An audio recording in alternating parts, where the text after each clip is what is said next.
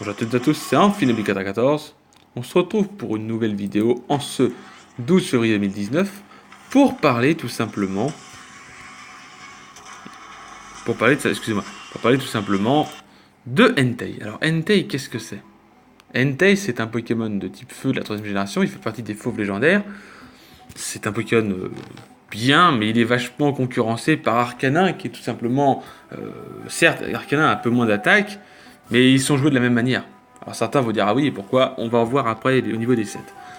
Entei, qu'est-ce que c'est? C'est un Pokémon qui a 115 en PV, 115 en attaque, 85 en défense, 90 en attaque spé, 75 en défense spéciale et 100 en vitesse.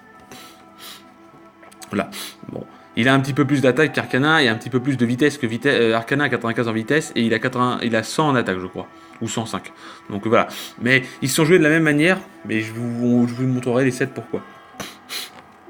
Donc il est type feu, il a le talent pression et attention. Donc les chiens légendaires, enfin les fauves légendaires, excusez-moi, ils disent les chiens, les fauves légendaires, à partir de la 7ème génération, ont perdu les talents qu'ils avaient cachés, qui étaient quand même meilleurs en 6ème génération. Puisque arrivé en 5ème génération, 6ème génération, les 3 fauves légendaires obtiennent Absorb-Volt, Absorbo et Torche. Je crois que c'est ça.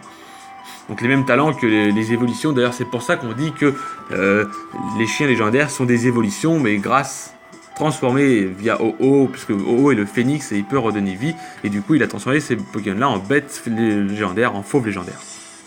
Donc tout simplement, en 6ème génération, il faut savoir que ce bon vieux Entei avait tout simplement le talent... Pour moi, il avait Absorb-Volt, mais je sais pas, je regarde là, ils disent que non. Bon, c'est pas grave. Bon, c'est pas grave, c'est pas un souci. D'excellentes statistiques en PV, en attaque, une bonne vitesse, une attaque spéciale et défense correcte, accès à son stab, feu sacré. Voilà. Il a aussi le stab de OO, hein. Il lui a donné son stab en plus de ça. Faible au piège de roc, move pool offensif illimité, ce qui rend Entei prévisible, défense spéciale médiocre, contrée par la majorité des Pokémon O présents en Underuse, concurrencé par Simiabras. Donc il est forcément joué avec le bandeau choix, il est de nature, donc il a le talent pression ou attention, mais pression sera mieux. Il est forcément joué rigide parce que tout simplement on peut voir que là il y a le 7 avec feu sacré, bout de feu, vitesse extrême et lame de roc. Et on a eu à partir de la 5ème génération, je crois, ou la 6ème, je crois que c'est la 5ème génération, on a obtenu un Entei qui a eu accès à vitesse extrême. Mais il est forcément rigide. Du coup, certes c'est très bien, mais du coup il ne pourra pas être joué jovial. Un Entei qui pourra être joué jovial n'aura déjà d'une jamais vitesse extrême. Seuls les Pokémon, les Entei Shiny, parce qu'il était offert Shiny, avec vitesse extrême, sont rigides obligatoires. Un peu comme le Tokorico qu'on a eu en 7ème génération, où il est forcément timide. Voilà, c'est un petit peu le problème. Donc il fait de gros dégâts, 252 en attaque, 252 en vitesse et 4 en SPDF. Donc comme vous pouvez voir, c'est pour ça que Arcanin sera quand même meilleur que lui, parce que Arcanin pourra être joué jovial, et Arcanin sera beaucoup plus rapide, parce que lui il sera forcément à 100 en vitesse, mais il faut savoir que Arcanin a 95 de vitesse, mais avec jovial, vous rajoutez plus 10, donc il fait que tout simplement il sera à 105 de vitesse avec la vitesse joviale, vous rajoutez plus 10, donc il a 95 plus 10, ah non il passe à 100. Non, il passe à 105 de vitesse. Vous voyez? Donc c'est pour dire que voilà, déjà c'est énorme. Hein. Attendez, 95 plus 10, oui. Ouais, il passe à 105 de vitesse. Donc déjà d'une, Arcanin est beaucoup plus rapide que lui. Certes, il a moins d'attaque, mais il est beaucoup plus rapide. Donc du coup, voilà. Voilà pourquoi il est concurrencé par Arcanin qui est meilleur. Alors il peut jouer avec la Life Orb ou la Plaque Flamme à la place du bandeau choix. Il peut opter grondement à la place de bout de feu si vous ne le jouez pas au bandeau choix. Grâce à la brûlure occasionnée par feu sacré, Entei pourra handicaper beaucoup de Pokémon, même si certains ont des potentiels contre comme l'Agrone.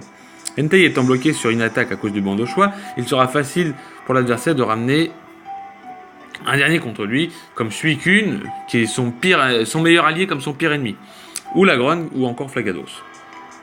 Voilà. Il y a un set aussi qui peut jouer avec Lance-Soleil et la Floraz Elite. Donc il n'y a qu'un seul set avec Entei, parce que c'est le set que je disais, où tout simplement il est...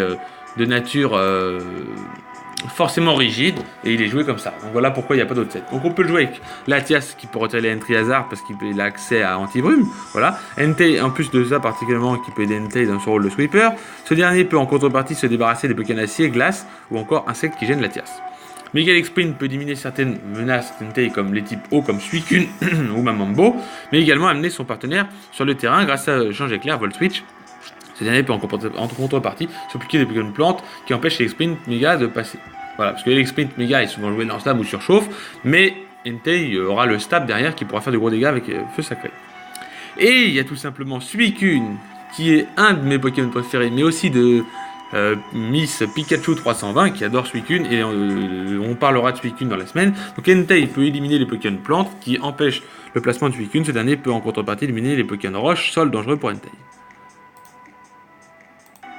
Voilà. Donc c'est tout pour Entei. Si cette vidéo vous a plu, n'hésitez pas à lâcher un gros like. On se retrouve demain pour parler de Raikou, le fauve légendaire électrique, l'un des meilleurs Pokémon, il n'y a pas du tout à dire. Raikou est vraiment le Pokémon légendaire qui est très très bon. Bon, certes, il est diminué au fur et à mesure des générations, parce qu'il était très bon en deuxième génération, et il devient moins bon en 7G. Il faut se douter que les Pokémon de première génération font comme ça. Voilà, cette vidéo vous a plu, n'hésitez pas à lâcher un gros like, on se retrouve demain pour Raikou, je vous souhaite une bonne journée et bonne soirée, je vous dis bye tout le monde.